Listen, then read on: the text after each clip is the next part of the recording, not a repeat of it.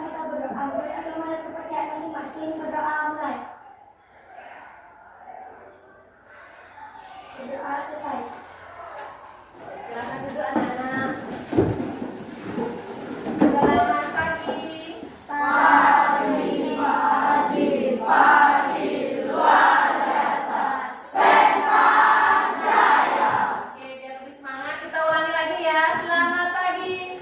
Pagi, pagi, pagi, luar biasa. Sukses jaya. Oke, tepuk tangan dulu. Apa kabarnya hari ini? Baik. Semoga kalian selalu dalam keadaan sehat ya. Oke, ada yang tidak masuk hari ini? Ada. Siapa? Pasti. Kenapa? Sakit. Oh, oke, Rasti sakit. Kita doakan semoga Rasti cepat sehat ya. Oke anak-anak, jadi pagi hari ini kita bertemu lagi di kelas 7D. Hari ini kita akan membuat keyakinan kelas untuk kelas kita. Ya, nanti kalian silakan sampaikan kalian ingin kelas kita seperti apa. Saya mau kelas kita itu tertib, Bu. Saya mau kelas kita itu tidak ada yang saling mengejek seperti itu. Ini adalah kelas kalian. Tunjukkan bahwa kalian tuh menginginkan kelas seperti apa. Kita buat kesepakatan, kita buat keyakinan. Dan nilai-nilai dari keyakinan kelas itu tolong juga kalian yakini. Setelah kita buat nanti, kalian yakini apa yang menjadi keyakinan kalian itu. Ya? Bisa? Oke.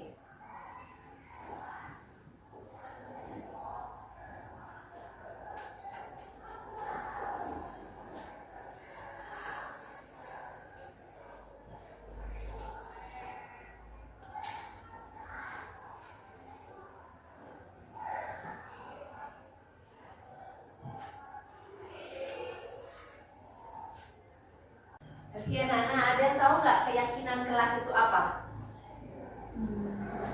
Tidak. Apa bedanya keyakinan sama peraturan? Di sekolah kita ada peraturan nggak? Betul sekali. Siapa yang bisa menyebutkan salah satu contoh peraturan di sekolah? Iya, betul sekali. Tidak boleh membawa HP. Tidak boleh membawa HP. Iya. Rambut harus rapi. Iya. Jadi di sekolah kita itu betul sekali ada banyak peraturan ya. Iya. Peraturan itu membuat tujuannya apa? Agar kita disiplin. Betul. Peraturan di sekolah itu ada supaya anak-anak menjadi disiplin. Itu adalah peraturan sekolah kita. Nah sekarang dari peraturan sekolah itu kita turunkan menjadi keyakinan kelas kita. Berasal dari peraturan sekolah yang telah kita sepakati bersama. Namun keyakinan kelas itu tidak bersifat menghukum seperti peraturan ya. Oke, sekarang Ibu akan bagikan kalian post-it. Silahkan kalian isi. Diisi di sini nama pendek, kemudian diisi keyakinan kelas apa yang kalian inginkan. Setelah selesai, silahkan ditempel di sebelah sini. Ya? Oke, bisa bantu Ibu bagi ke temannya.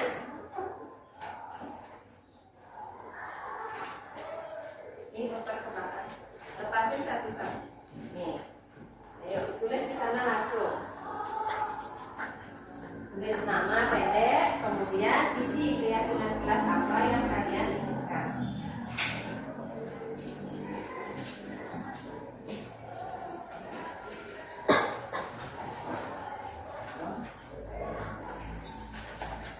Jangan sebalik tulisnya, lemnya juga.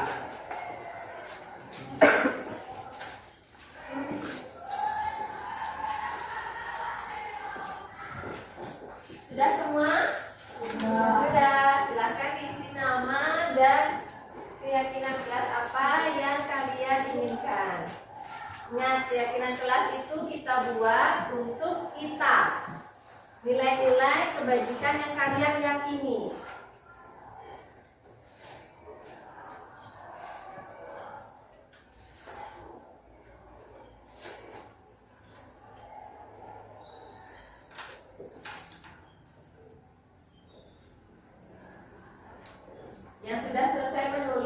silahkan ditempel di sebelah sini boleh. Sudah, dia tempel. Beri atas ya. Sudah, Bu. Yang belum ya? Tempel.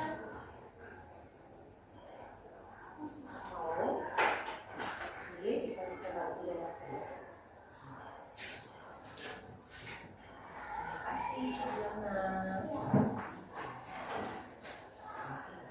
Ada lagi yang sudah? Coba bisa tempel. Oh, bisa. Oke, lagi.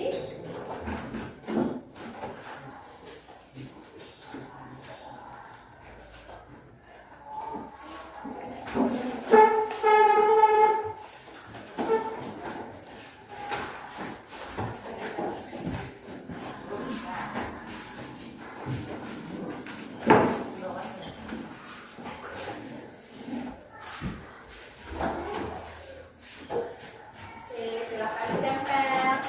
Kita buat keyakinan kelas yang tujuannya adalah untuk supaya kalian itu merasa nyaman berada di sekolah kita, berada di kelas terutama ya, karena kalian menghabiskan dari pagi sampai siang berada di kelas supaya pembelajaran kalian menjadi nyaman. Coba itu aja ada apa?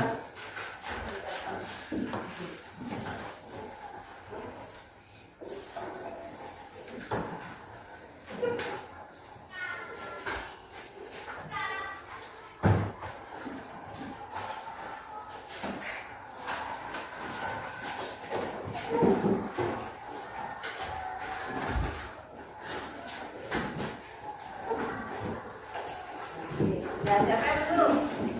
Sudah semua? Sudah. Oke, ini adalah ini adalah keyakinan yang kalian buat ya. Sekarang kita saatnya untuk membaca. Ibu pengen tahu apa sih yang kalian harapkan dari kelas kita? Oke, kita mulai. Giona, menjaga kebersihan kelas. Yosita, jangan ribut saat guru menjelaskan. Kemudian Arisinta, tidak boleh membawa HP.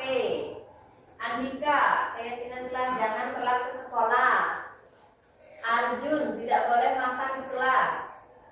Tidak mengejek teman, tidak buang sampah sembarangan. Saya ingin kelas 7D tidak saling membuli satu sama lain.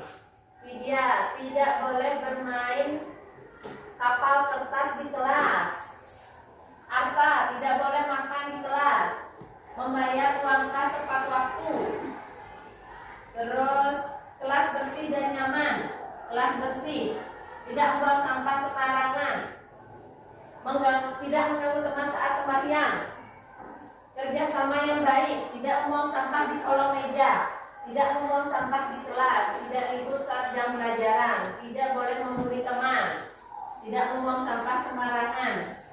Saya ingin kelas tertib, tidak membullying. Melaksanakan piket setiap hari. Supaya kelas menjadi bersih maka harus rajin piket. Tertib dalam pelajaran. Saya inginkan tidak boleh buang sampah sembarangan. Tidak boleh membantah guru. Menghargai sesama, tidak membuli, tidak ribut. Tidak ada yang tidak piket. Tidak mengejek nama orang tua. Tidak mengejek teman. Tidak mencari kelas lain ke dalam kelas kita. Oh, mengajak kelas lain ke dalam kelas kita. Oke, ini adalah isi hati kalian ya, untuk menyampaikan keinginan kalian menciptakan kelas yang nyaman untuk kalian belajar. Nah, sekarang kita rubah dulu ini ke dalam kalimat yang lebih positif. Ya, kita rubah dulu kata tidak itu tidak boleh. Berarti kita rubah dulu menjadi kalimat yang positif. Menjaga kebersihan kelas. Sudah positif. Jangan ribut saat guru menjelaskan. Berarti jangan ribut saat guru menjelaskan. Itu berarti artinya menjaga ketertiban ya. menjaga ketertiban. Terus tidak boleh bawa HP. Ini juga kenyamanan ya, kenyamanan saat belajar. Terus keyakinan kelas, jangan telat ke sekolah, berarti disiplin dan tepat waktu. Disiplin, tepat waktu. Oke, tidak boleh makan di kelas. Kalau yang ini berarti menjaga kebersihan. Terus tidak mengejek teman. Kalau tidak mengejek teman itu berarti menghargai orang lain. Menghargai. Terus tidak saling membuli, sama menghargai. Tidak boleh bermain kapal di kelas. Berarti menjaga kebersihan. Ada letak lagi ya.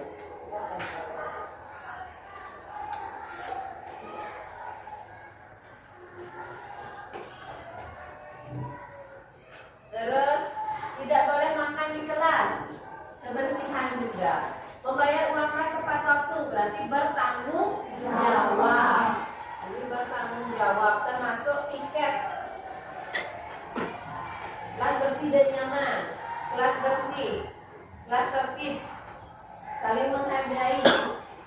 Tidak mengejek juga saling menghargai. Nah sekarang setelah semua jadi kalimat positif, kita masukkan nilai-nilai. Ibu akan kumpulkan dulu ya, sesuai dengan kebersihan. Terus tanggung jawab. Tanggung jawab.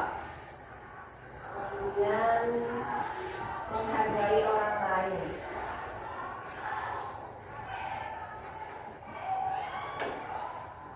Kita kumpulkan dulu ya.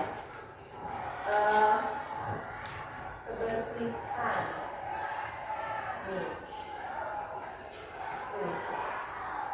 Kebersihan. Kebersihan.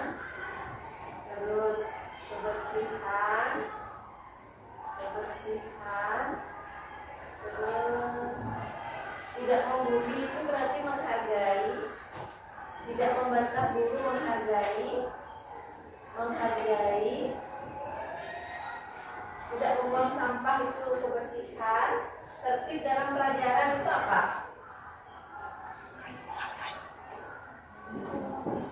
Menghargai. Kemudian kerjasama yang baik berarti kalau kerjasama yang baik itu berarti menghargai kan, menghargai orang lain. Terus tertib dalam pelajaran berarti ini kenyamanan, keamanan, keamanan.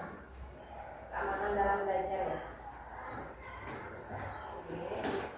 Terus tidak buang sampah di kelas itu kebersihan. Keyakinan kelasnya tidak boleh membuli teman, berarti menghargai. Tidak ada yang tidak piket, berarti tanggung jawab. Terus tidak ada yang mengganggu teman saat sembahyang, menghargai hak orang lain untuk berdoa. Keyakinan kelas tidak mengejek teman, menghargai juga. Tidak mengajak kelas lain ke dalam kelas kita, itu keamanan. Kemudian kelas menjadi tertib, keamanan. Terus melaksanakan piket, berarti tanggung jawab. Kemudian jangan telat ke sekolah, berarti disiplin. Ada lagi satu, disiplin. Disiplin dan tepat waktu. Terus melaksanakan piket, tanggung jawab. Tidak boleh makan di kelas, kebersihan. Tidak boleh membawa HP. Keamanan. Tidak membuang sampah sembarangan. Kebersihan. Membayar uang kas tepat waktu. Tanggung jawab. Terus jangan ribut saat guru menjelaskan. Menghargai orang lain. Terus kelas bersih dan nyaman. Kebersihan. Lagi satu, kelas bersih. Kebersihan juga. Oke, berarti di sini kalian menanamkan 5 nilai kebajikan dalam diri kalian. Kalian menginginkan 5 nilai ini supaya ada di kelas kalian, begitu kan? Iya. Apakah kalian setuju? Setuju. Jadi diharapkan menjaga kebersihan, terus bertanggung jawab, menghargai orang lain, menjaga keamanan dan kenyamanan, serta disiplin dan tepat waktu. Oke, dari kelima-limanya ini ada yang mau menambahkan? Ada yang punya pendapat lain mungkin? Tidak memotong pembicaraan guru. Iya, tidak memotong pembicaraan guru. Berarti termasuk yang mana? Menghargai. Itu adalah nilai-nilai kebajikan yang harus ada di dalam diri kalian dan kalian yakini itu. Ya. Oke, setelah ini, oke Nana, kita lanjutkan lagi ya. Setelah kita dapat 5 nilai yang kita harapkan, sekarang Ibu ingin mengajak kalian mengidentifikasi sikap-sikap seperti apa saja yang tampak dan tidak tampak pada nilai-nilai kebajikan ini menggunakan tabel T. Tampak dan tidak tampak.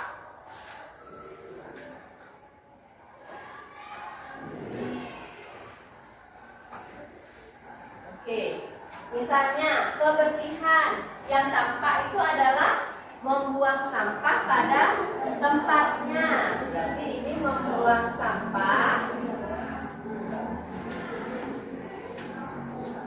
pada tempatnya. Kalau yang tidak tampak, betul, membuang sampah sembarangan. Membuang sampah sembarangan. Nah, selain ini, dari nilai kebersihan, apa yang tampak?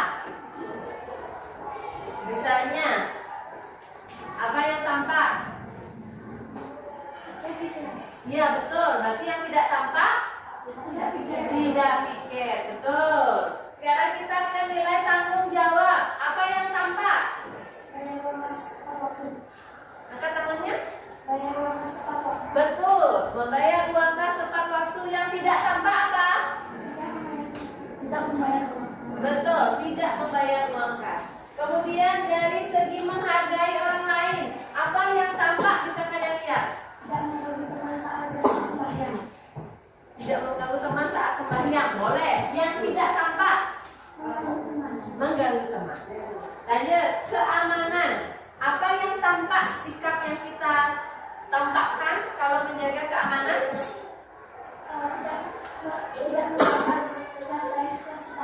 Betul.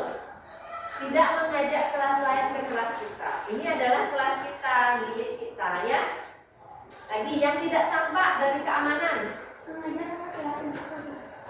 Mengajak kelas masuk ke kelas. Itu tampak atau tidak? Kalau mengajak, tampak atau tidak? Tampak, terlihat ya. Berarti yang tidak tampaknya misalnya apa? Mengajak kakak kelas masuk ke kelas kita tanpa kita ketahui ya.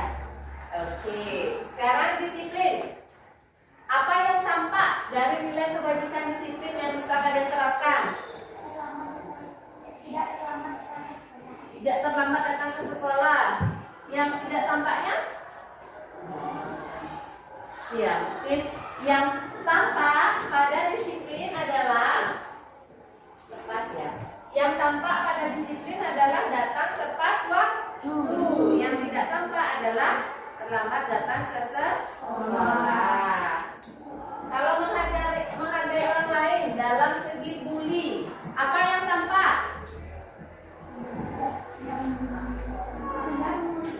Yang tampak adalah membuli teman, yang tidak tampak tidak membuli. Oke. Setelah ada tabel T, kita lanjut ke tabel Y. Ini kalian harus pahami. Tabel Y itu ada terdengar, kemudian apa? Berperilaku, dan terlihat. Ini adalah bagaimana kalian melaksanakan nilai-nilai kebajikan dari 3 aspek. Yang terdengar berarti yang didengar, kata-kata. Yang terlihat berarti yang bisa kita lihat. Kalau sopan santun berperilaku itu sikap, betul sekali. Nah, sekarang siapa yang bisa kalau terdengar berdasarkan nilai keyakinan ini, misalnya menghargai orang lain yang terdengar, itu bagaimana kita berbicara? Betul. Lagi?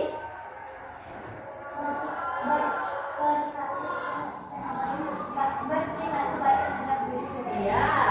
Yang terdengar ini misalnya saja seperti dibilang tadi, boleh saya pinjam? Boleh saya pinjam? Nah, ini yang terdengar. Berarti bagaimana kalian mengucapkan kata-kata yang enak untuk didengar. Selain itu, apa lagi? Saya mau pinjam barang teman, kan boleh saya pinjam? Itu yang terdengar. Berarti kalau mau pinjam, ingat harus ada kata, harus ada menanyakan, boleh atau tidak. Ya. Nah, selain itu apa lagi? Kalau kata-katanya yang terdengar,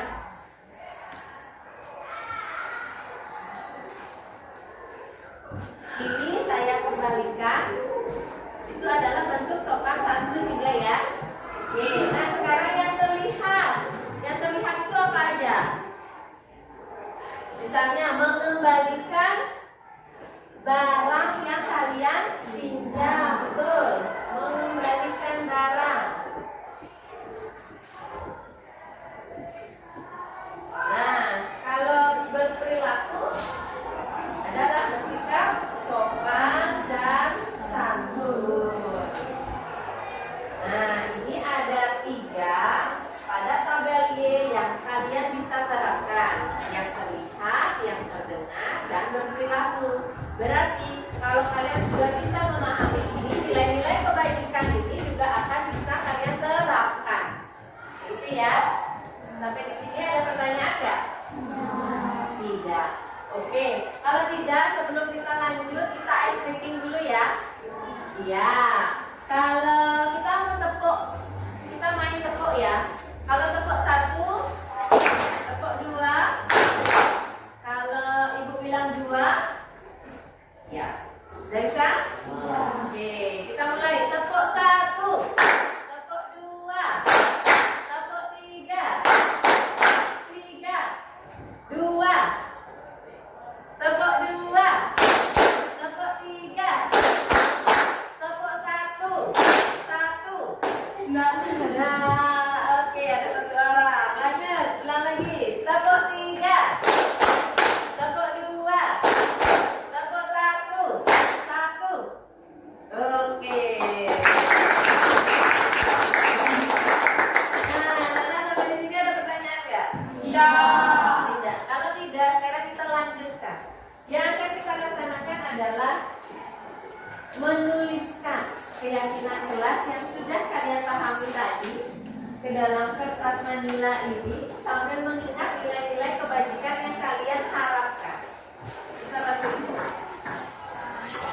Bagi 1.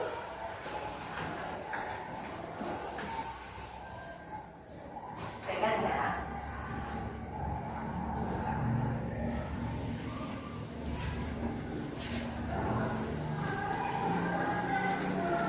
Sekarang kita akan menuliskan nilai-nilai kebajikan yang akan kita buat sebagai keyakinan kelas kita.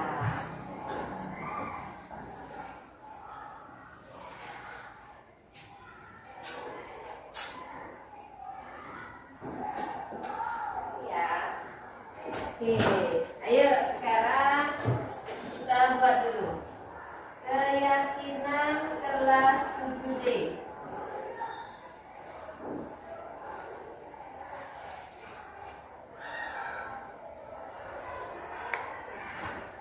Siapa yang bisa menuliskan pertama berdasarkan apa yang sudah kita diskusikan? Ayo, siapa yang bisa? Nomor 1, keyakinan kelas kita adalah menjaga kebersihan kelas. Ya, nomor 1, menjaga kebersihan.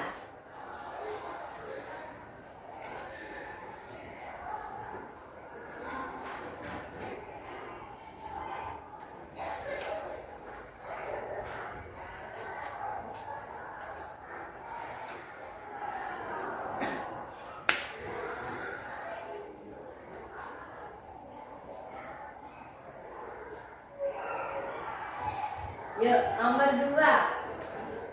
Apa? Bukan, dari kata-kata positif. Bertanggung jawab.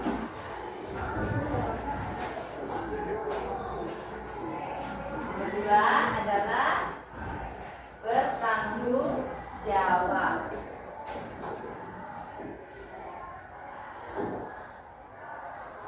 Ini kita jadikan kesepakatan, kita jadikan keyakinan, dan kalian yakini ya.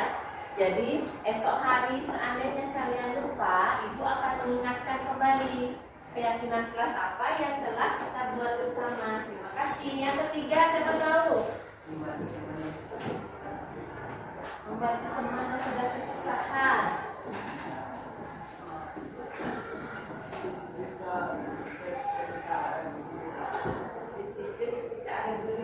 Jadi nilai kebajikannya apa? Disiplin dan tepat waktu. Silakan tulis disiplin dan tepat waktu. Keyakinan kelas kita.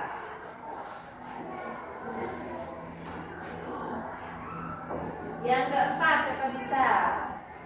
Yang belum? Menghargai guru. Hanya itu saja.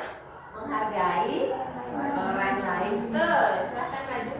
Menghargai orang lain. Oh, hati-hati ya. Tidak terluka. Menghargai orang lain.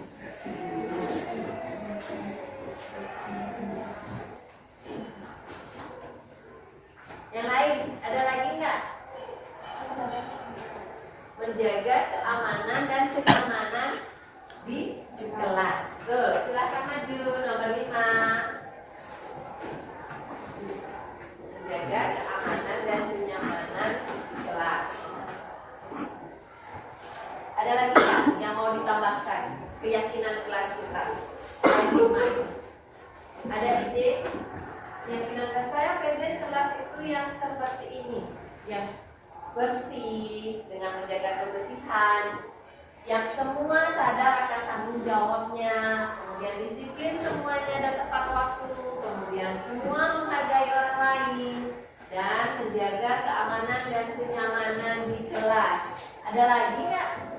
Sudah? Sudah? Kita cukup? Cukup? 1, 2, 3, 4, 5 ini cukup?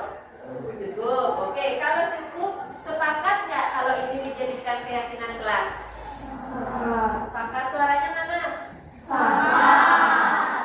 Kalau kita sudah sepakati ini sebagai keyakinan kelas kita, berarti kalian seluruh warga kelas 7D harus melaksanakan ini sebagai suatu keyakinan yang kalian yakini. Ya? Oke? Oke. Nah, setelah kita punya keyakinan kelas, selanjutnya bagi seluruh OSIS inti dan seksi agar segera berkumpul di depan ruang OSIS. Bagi seluruh OSIS inti dan seksi agar segera berkumpul di depan ruang OSIS. Terima kasih.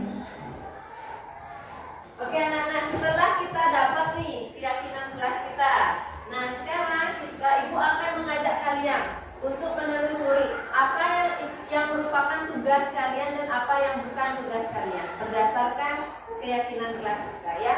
Yang mana merupakan tanggung jawab kalian dan bukan tanggung jawab kalian.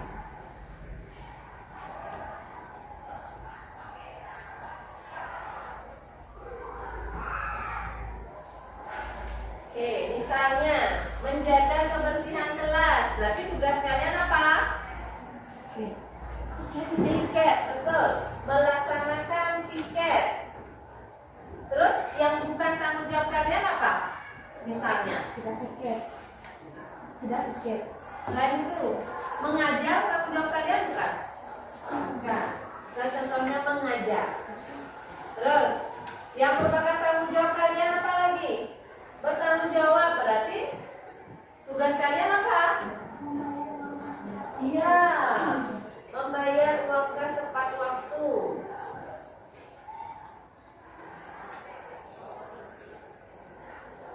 Atau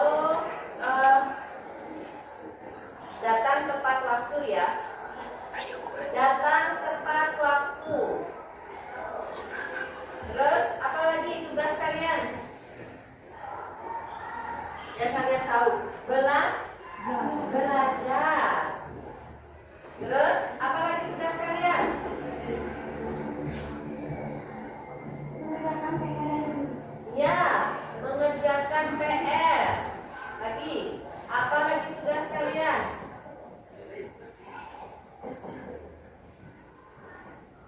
Di antara nilai-nilai kebaikan ini yang harus kalian laksanakan, yang merupakan tugas kalian. Belajar, mengerjakan PR. Menjaga keamanan kelas. Iya, ikut menjaga keamanan kelas.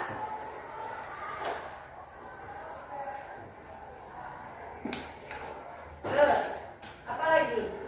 Menjaga kebersihan itu selain piket, apa lagi yang harus dilaksanakan? Tidak buang sampah. Iya, tidak buang sampah sembarangan. Membuang sampah di tempat sampah.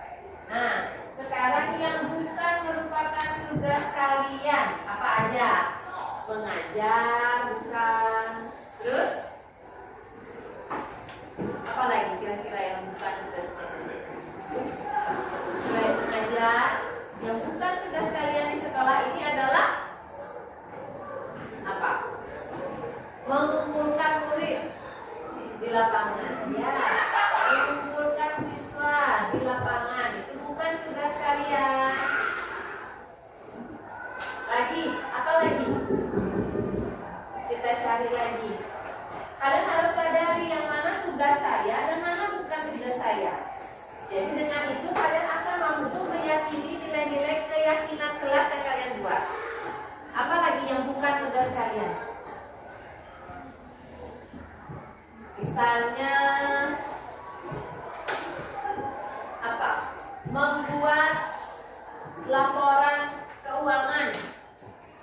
Buat kalian nggak punya tugas? Tidak. Membuat perencanaan pembelajaran? Tidak juga. Membuat perencanaan pembelajaran itu bukan tugas kalian.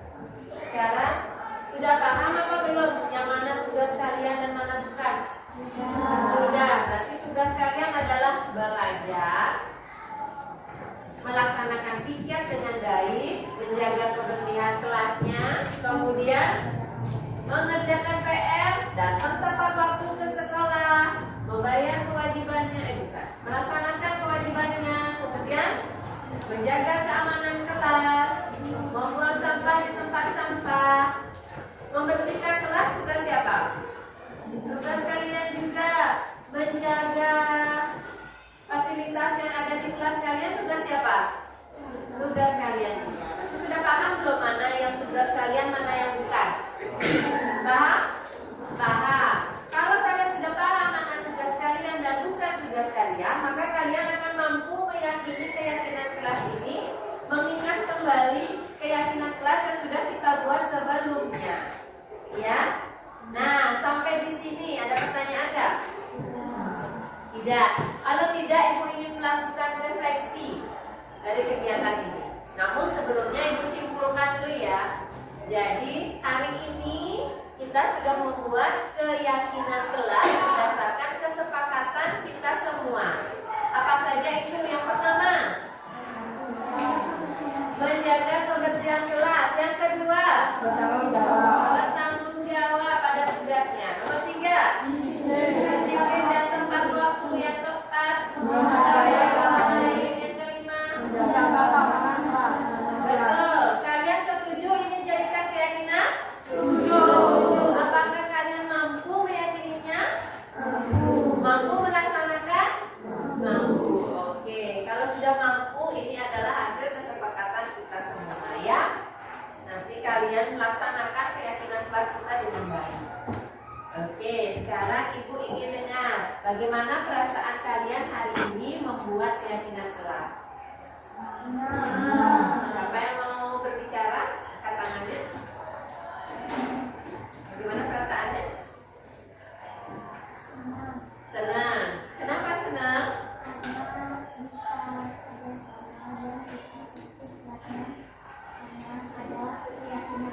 Iya, tepuk tangan dulu dong. Ada yang mau mengungkapkan perasaannya? Kita melakukan refleksi dari kegiatan kita hari ini. Kira-kira bagaimana perasaan kalian membuat keyakinan kelas? Senang? Kenapa? Karena adanya sesuatu yang terjadi. Iya, betul. Dari keyakinan kelas ini kalian akan menciptakan suasana kelas yang menyenangkan buat kalian, ya. Oke, bisa dilaksanakan? Bisa. Kalau sudah bisa, Ibu ucapkan terima kasih banyak atas ide-ide dan saran yang telah kalian berikan. Apalagi nanti setelah berjalan, kalian bisa mengungkapkan kembali kira-kira permasalahan apa yang kalian alami di kelas ini, ya. Oke, baik anak-anak, karena keyakinan kita sudah, Ibu akhiri kegiatan kita hari ini dengan mengucapkan Paramo Santi. Ketua kelas silahkan dipimpin. Pada acara Paramo Santi. Om Santi Santi Santi Om. Sebelum kita mengakhiri pelajaran ini, maka kita berdoa menurut agama dan kepercayaan masing-masing. Berdoa mulai. Berdoa selesai. Baik, silakan duduk. Baik anak-anak, Ibu ucapkan sekali lagi terima kasih. Sampai ketemu lagi di pertemuan berikutnya. Jika ada apa-apa di kelas, silakan disampaikan. Ibu adalah wali kelas kalian, ya. Silakan disampaikan apabila ada permasalahan atau hal-hal yang perlu kita bicarakan, ya. Baik, Ibu ucapkan terima kasih. Ibu izin untuk pamit, ya.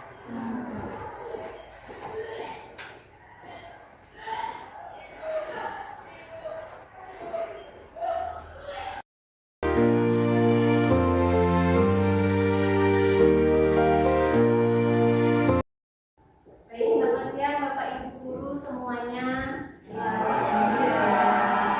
Baik, terima kasih atas waktu dan kesempatannya. Kali ini saya akan melakukan diseminasi mengenai disiplin positif di sekolah kita SMP Negeri 1 Petang. Baik, sebelum kita mulai, ada baiknya kita berdoa dulu. Semoga kegiatan hari ini berjalan lancar, ya.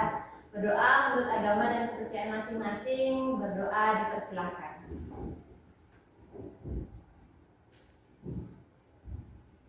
Berdoa dapat diakhiri. Baik, terima kasih. Nah, semoga Bapak Ibu dalam keadaan sehat ya. Iya. Oke, untuk memulai supaya lebih semangat, ada baiknya sekarang kita tepuk semangat. Masih ingat? Masih. Oke, kita coba dulu ya. Tepuk semangat. Semangat.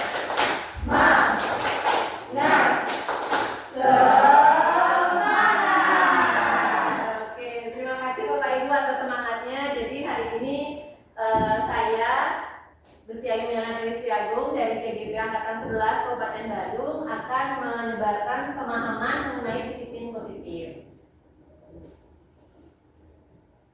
Nah, konsep inti dari budaya positif yang sudah kita ketahui ada 8. Yang pertama adalah perubahan paradigma belajar.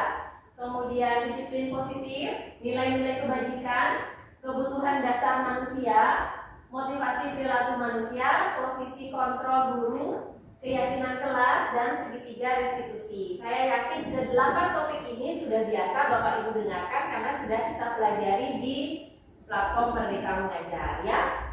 Oke, saya langsung saja. Materi yang pertama yaitu tentang pembelajaran dengan paradigma baru. Tentu saja kita tahu bahwa kurikulum kita yang sekarang adalah kurikulum Merdeka. Kita sudah melaksanakan selama 3 tahun. Jadi kita sudah mulai melakukan perubahan paradigma pembelajaran tentang pembelajaran berdiferensiasi. Masih ingat? Tentu saja ya, bahwa pembelajaran dengan paradigma baru merupakan pembelajaran yang dirancang berdasarkan prinsip pembelajaran berdiferensiasi sehingga para peserta didik belajar sesuai dengan kebutuhannya berdasarkan tahap perkembangan sesuai teori psikologi modern untuk mewujudkan profil pelajar Pancasila. Jadi di sini diharapkan Bapak Ibu mengajar sesuai dengan kebutuhan, minat dan bakat siswa.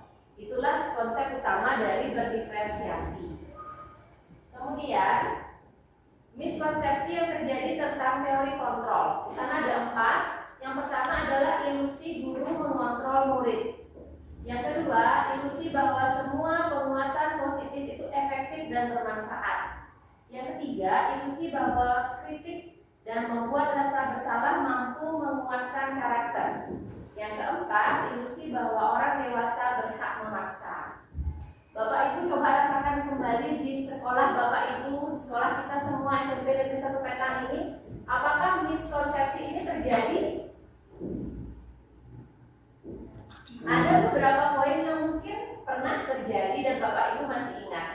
Itulah gunanya kita bertemu di sini untuk diseminasi disiplin positif supaya miskonsepsi ini tidak terjadi lagi. Selanjutnya, mengubah paradigma stimulus respon ke pendekatan teori kontrol. Bisa lihat di sana di tabel. Yang pertama, itu ada stimulus respon tentang dunia.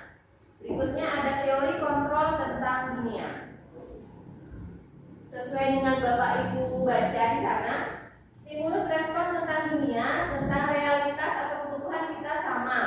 Benar nggak seperti itu ya? Padahal sebenarnya kebutuhan kita berbeda. Semua orang melihat hal yang sama. Tidak, setiap orang memiliki gambaran yang berbeda. Berikutnya kita mencoba mengubah orang agar berpandangan sama dengan kita. Tidak, kita berusaha memahami pandangan orang lain. Kemudian perilaku buruk dilihat sebagai suatu kesalahan. Padahal belum tentu ya, semua perilaku memiliki tujuan. Itu yang benar. Kemudian orang lain bisa mengontrol saya. Tidak, hanya Anda yang bisa mengontrol diri Anda sendiri. Kemudian saya bisa mengontrol orang lain. Padahal sebenarnya adalah Anda tidak bisa mengontrol orang lain. Kemudian pemaksaan ada pada saat bujukan gagal. Benar begitu? Yang benar adalah kolaborasi dan konsensus menciptakan pilihan-pilihan baru. Kemudian yang terakhir, model berpikir menang atau kalah. Sebenarnya adalah model berpikir menang-menang, tidak ada menang kalah. Kemudian kita lanjut ke materi yang kedua yaitu disiplin positif. Ini yang sudah kita terapkan 1 tahun yang lalu. Kita mengambil disiplin positif di sekolah dengan membuat keyakinan kelas di kelas masing-masing.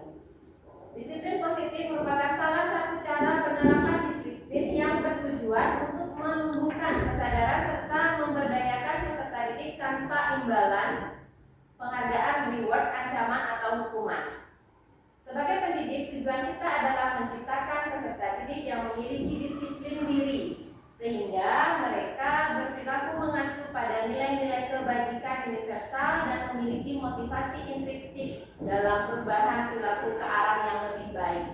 Itulah disiplin positif. Intinya adalah kita menerapkan disiplin positif ini dimulai dari diri kita, kemudian kita tularkan ke anak didik kita semua.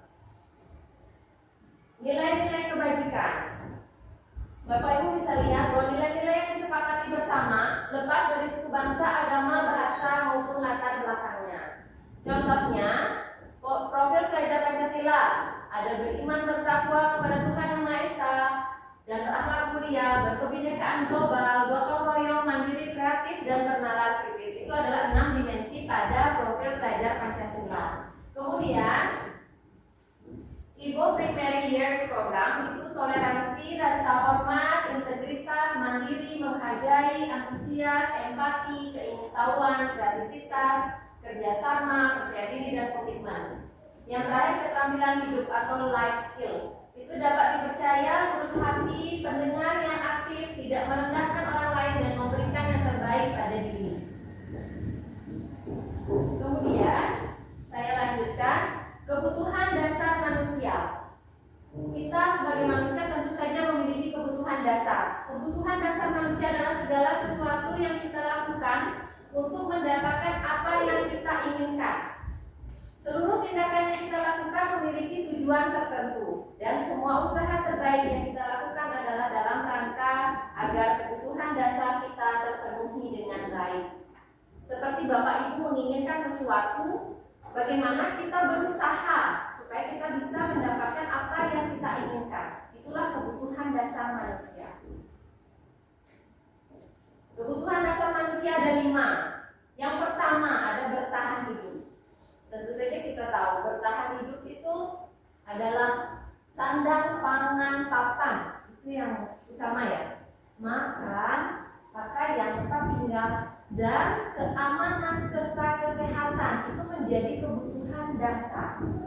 Keamanan dan kesehatan. Yang kedua, kasih sayang dan rasa diterima. Itu juga kebutuhan dasar manusia. Rasa diterima, dipedulikan, berbagi, kerjasama, menjadi bagian dalam kelompok. Itu adalah kebutuhan dasar manusia, yaitu kasih sayang dan rasa diterima. Kemudian yang ketiga ada penguasaan. Tanpa kita sadari ternyata kita juga seperti itu ya. Kebutuhan dasar kita itu penguasaan, harga diri, kemudian keinginan untuk dianggap, memimpin, berprestasi, diakui dan didengar. Itu juga kebutuhan dasar kita. Yang keempat adalah kebebasan. Seperti tadi, bahwa saya tidak diatur oleh orang lain, saya juga tidak mengatur orang lain. Itu adalah kebebasan, mandiri, memiliki pilihan, mencoba hal yang baru, mampu mengendalikan arah dirinya. Kemudian kesenangan. Kesenangan itu bermain, humor, antusiasme, dan tertawa. Kesenangan itu bukan hanya milik anak-anak. Ternyata semua anak-anak, remaja, dewasa, dan tua juga memiliki kebutuhan dasar kesenangan. Sama seperti kita bisa berkumpul dengan orang-orang yang kita sayang, tertawa bersama, itu juga hal yang menyenangkan. Betul sekali. Kemudian motivasi perilaku manusia. Yang pertama, ada motivasi ekstrinsik untuk menghindari ketidaknyamanan atau hukuman. Yang kedua, untuk mendapatkan imbalan atau penghargaan dari orang lain. Yang kedua, motivasi intrinsik untuk menjadi orang yang mereka inginkan dan menghargai diri sendiri dengan nilai-nilai yang mereka percaya. Itulah motivasi dari perilaku manusia. Kita seperti itu ya. Kita punya 2 motivasi, yaitu intrinsik dan ekstrinsik. Nah, sekarang bagaimana kalau kita jadi guru? 5 posisi kontrol guru. Yang pertama ada penghukum, ada pembuat rasa bersalah, ada teman, ada pemantau, ada manajer. Kira-kira menurut Bapak Ibu, dari 5 posisi kontrol guru ini yang mencerminkan Bapak Ibu memposisikan diri kepada siswa itu yang mana? Yang mencerminkan diri Bapak Ibu. Oh, saya sebagai guru adalah penghukum. Atau saya sebagai guru saya suka sebagai pembuat rasa bersalah. Atau saya bersikap seperti teman.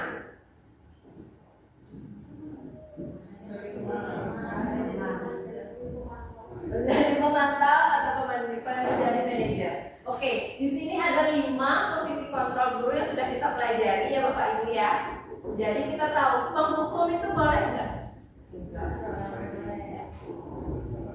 Iya, sesuai dengan kurikulum kita yang baru, penghukum itu sudah tidak boleh ya. Kemudian pembuat rasa bersalah, itu contoh apa sama kamu. Jadi dia akan merasa bersalah, terus dia malah merasa kurang percaya diri ya. Iya, ketika kita memberikan kata-kata seperti itu kepada siswa, siswa akan merasa, aduh ibunya kecewa sama saya. Dia akan semakin minder dan semakin minder. Ternyata seperti itu juga tidak baik. Yang ketiga sebagai teman, ayolah bikin dong. Ya itu sebagai teman kan. Nah, sebenarnya kita tuh akan merasa dekat dengan siswa dan siswa akan merasa dekat dengan kita. Tapi ternyata siswa itu akan mengandalkan kita sekali loh. Ketika kita tidak ada, dia akan kebingungan. Itu posisi teman. Kemudian pemantau, banyaknya data, terus memantau gitu, dan berbicara dengan data, itu pemantau. Kemudian manajer. Manajer ini yang mungkin mulai sekarang perlu kita terapkan karena ini posisi yang paling diharapkan. Nah, kita lihat di kasusnya. Siswa tidak memakai atribut lengkap saat upacara bendera. Di sana ada posisi sebagai penghukum dan sebagai pembuat rasa bersalah. Yang pertama, hormat pada bendera selama 1 jam. Itu adalah penghukum. Mungkin dia mau, tapi terpaksa. Kemudian berapa kali ibu bapak harus memberitahu kamu selalu saja mengecewakan ibu dan bapak. Itu adalah membuat rasa bersalah. Ibu kecewa sekali sama kamu. Jadi dia akan merasa sangat bersalah dan itu akan membuat siswa menjadi minder. Ya bapak ibu ya. Kemudian kalau di posisi teman, ayo dong ikuti aturan sekolah, tolong bantu ibu bapak ya, sekali ini aja. Sudah tidak apa-apa, lain kali jangan sampai berbuat seperti ini lagi ya. Itu adalah posisi kita sebagai teman. Kita akan dekat sekali dengan siswa dan siswa juga akan dekat dengan kita. Bapak Ibu bisa bedakan sendiri bagaimana kelima posisi kontrol ini pada satu kasus dan Bapak Ibu yang akan menilai mana yang menurut Bapak Ibu terbaik. Pemantau, kamu sadar melanggar peraturan, kamu tahu konsekuensinya. Setelah upacara, kamu beli atributnya ke koperasi dan jangan diulangi lagi. Itu adalah kontrol sebagai pemantau. Nah, sebagai manajer, apakah kamu tahu kesalahanmu? Kira-kira bagaimana kamu memperbaiki kesalahanmu? Bisa ya dibedakan. Kelima posisi itu dia punya kelebihan dan kekurangan. Tapi diharapkan kita bisa sebagai manajer. Mereka menyadari kesalahan mereka dan mereka tahu bagaimana solusinya untuk diri mereka sendiri. Nah, kita lanjutkan. Keyakinan kelas. Bapak Ibu sudah buat keyakinan kelas? Sudah. Keyakinan kelas itu kenapa sih bukan disebut peraturan kelas? Peraturan kelas itu adalah sesuatu yang mengatur ya. Sedangkan keyakinan itu adalah sesuatu yang diyakini secara bersama-sama dan dilaksanakan berdasarkan kesepakatan bersama. Nah, pembentukan keyakinan kelas seperti yang Bapak Ibu telah lakukan di kelas bersifat abstrak berupa pernyataan universal, dibuat dalam pernyataan positif, kalimatnya singkat, padat, dan jelas sesuai dengan kondisi kelas dan sekolah sehingga mudah diterapkan. Kemudian semua warga sekolah atau kelas dilibatkan saat membuat keyakinan kelas. Itulah kenapa pentingnya semua siswa membuat keyakinan kelas, disepakati dan diyakini apa yang telah dibuat. Karena bagaimana caranya mereka itu supaya nyaman di kelas. Ajak mereka, kalian mau kelasnya seperti apa? Oh saya mau kalau lagi belajar itu tidak ada teman yang mengganggu. Berarti menjaga kenyamanan belajar dan menghormati orang lain gitu ya, nilai yang diharapkan. Baik, selanjutnya adalah segitiga restitusi. Segitiga restitusi itu adalah suatu proses dialog yang dijalankan oleh guru agar dapat menghasilkan murid yang mandiri dan bertanggung jawab. Segitiga restitusi ini ada 3 tahapannya. Yang pertama menstabilkan identitas, kemudian validasi tindakan yang salah, kemudian menanyakan keyakinan. Disinilah posisi kontrol manajer sangat cocok digunakan karena kita stabilkan dulu identitas mereka ketika ada masalah, kemudian kita ajak mereka berdialog tentang validasi tindakan mereka yang pernah mereka lakukan, kemudian menanyakan keyakinan yang telah mereka buat sebelumnya. Jadi kita sebagai guru berusaha untuk mengerti dan memahami apa yang terjadi pada mereka tanpa harus menghukum, tanpa harus memarahi, gitu ya. Yang pertama, langkah yang pertama adalah menstabilkan identitas. Berdasarkan prinsip membuat kesalahan adalah bagian dari proses pembelajaran. Tidak ada orang sukses tanpa kegagalan, betul ya? Ya, ini juga begitu. Jadi kesalahan itu adalah bagian dari proses pembelajaran. Jadi kita ketika ketemu sama siswa yang mengalami kasus tertentu, Bapak Ibu silakan stabilkan dulu identitasnya dia dengan nggak apa-apa nak, salah itu wajar kok. Ibu juga pernah salah. Jadi dengan seperti itu dia akan merasa tenang, tidak seperti dihakimi. Jadi kata-katanya di sana membuat salah itu wajar kok. Tidak ada manusia yang sempurna. Ibu juga pernah melakukan itu. Ibu tidak mau mencari siapa yang salah, tapi ibu ingin mencari solusi dari permasalahan ini. Nah, ketika mereka sudah tenang, maka kita akan gampang untuk menggali informasi dan memvalidasi tindakan dia yang salah. Kalau dia dari baru datang nih siswanya ke kita langsung marah, dia akan terdiam dan kita tidak akan mendapatkan jawaban yang jujur, karena mereka takut. Kemudian validasi tindakan yang salah. Berdasarkan prinsip setiap perilaku berupaya memenuhi suatu kebutuhan tertentu. Kamu pasti punya alasan mengapa melakukan hal itu. Begitu ya, biasanya seperti kita mewawancarai siswa, kita tanya, kenapa kamu kayak gitu? Kenapa kamu melakukan itu? Padahal kamu bisa melakukan yang lebih buruk dari ini ya. Kamu patut bangga karena kamu telah melindungi sesuatu yang penting buatmu. Kamu melakukannya karena mempertahankan sesuatu yang penting bagimu. Jadi validasi tindakan mereka dengan memberikan dulu semangat. Setelah stabil, kita validasi tindakannya, kita ajak mereka berdiskusi. Kemudian yang terakhir adalah menanyakan keyakinan. Setelah kita validasi tindakannya, kita kembalikan ke mereka. Tanyakan keyakinan yang telah mereka buat sebelumnya. Berdasarkan prinsip teori kontrol bahwa pada dasarnya kita termotivasi secara intrinsik. Apa keyakinan kelas kita? Balik tanya sama mereka. Kemudian nilai-nilai apa yang telah disepakati bersama? Seperti apa gambaran sebuah kelas yang ideal menurut kamu? Kamu ingin menjadi orang yang seperti apa? Kita ingatkan mereka kembali dengan harapan-harapan positif yang telah mereka buat sebelumnya. Dengan begitu, Bapak Ibu juga akan membantu mereka untuk menemukan solusi dari permasalahan mereka. Tapi usahakan bahwa semua solusi yang didapat itu ada atas dasar inisiatif mereka sendiri.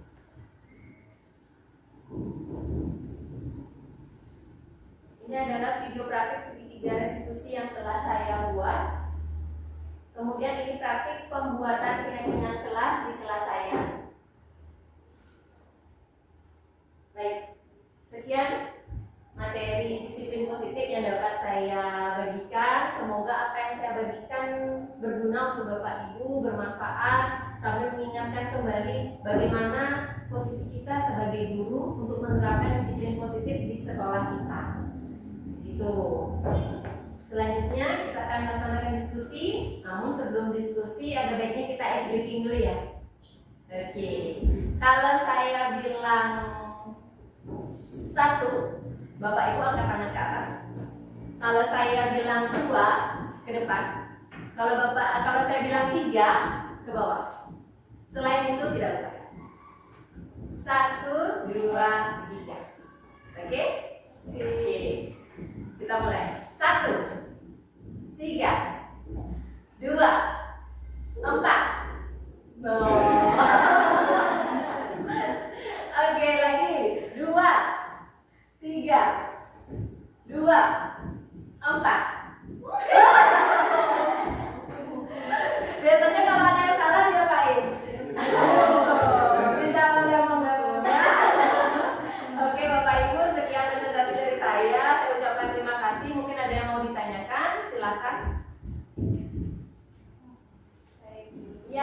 Bu Ayu. Tadi berdasarkan pemaparannya terdapat 3 institusi. Diharapkan nanti peserta didik ini kalau kita terapkan dapat mandiri dan bertanggung jawab. Nah, bagaimana kalau misalnya dalam penerapan itu hanya 2 saja yang kita terapkan dulu, atau misalnya salah satunya aja gitu, bagaimana untuk penerapan itu? Oke, terima kasih Bu atas pertanyaannya. Baik, saya akan mencoba menjawab ya. Segitiga restitusi itu segitiga. Jadi ada 3 tahapan ya. Ada menstabilkan identitas, validasi tindakan, kemudian keyakinan kelas, menanyakan keyakinan kelas. Nah, di sini nih namanya juga segitiga, sesuatu yang tidak pernah terputus dan harus dilaksanakan ketiganya.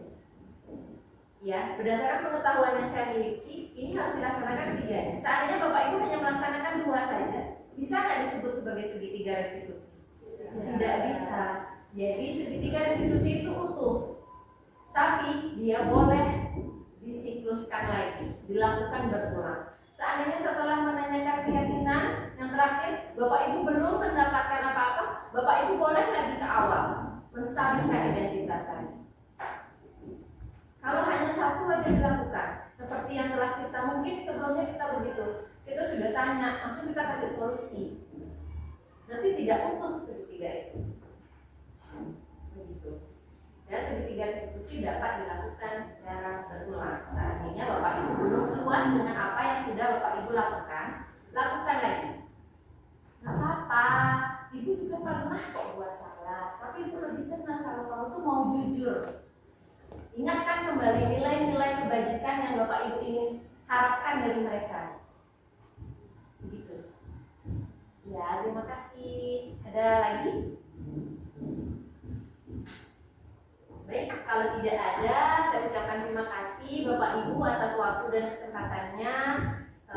Semoga pertemuan ini bukan menjadi akhir, tapi menjadi awal untuk perubahan kita di paradigma pembelajaran yang baru ini. Semoga kita semua bisa menerapkan disiplin positif secara positif dan benar-benar positif di sekolah kita. Baik, saya akhiri dengan Tara Santi. Om Santi, Santi, Santi.